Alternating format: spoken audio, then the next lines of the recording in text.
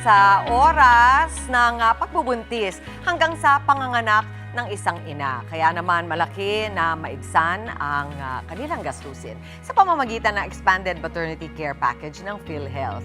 Ang detalye alamin sa public service po.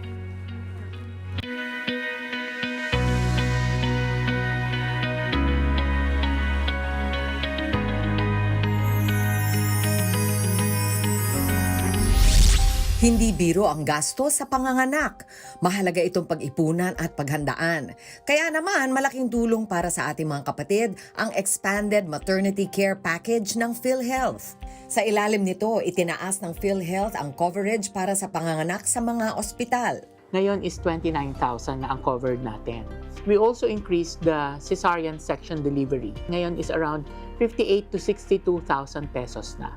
Layon din ng Expanded Maternity Package na maibsan kahit paano ang out-of-pocket expenses ng mga benepisyaryo. Kung halimbawa ikaw ay sa isang basic or ward accommodation, dapat wala ka nang babayadan pa. Sakop din ito ang mas malawak na prenatal at postnatal services para masubaybayan ang kalusugan ng ina at ng anak.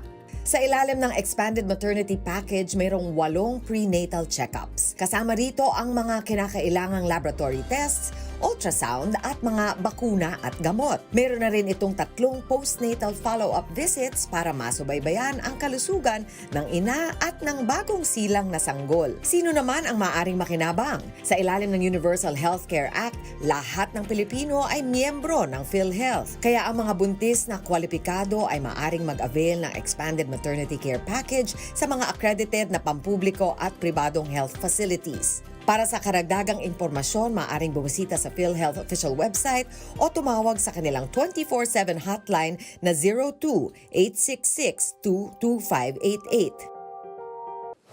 Mga kapatid, Dimples Romana po, maging maalam at may pakialam sa mga napapanahong issue at headlines.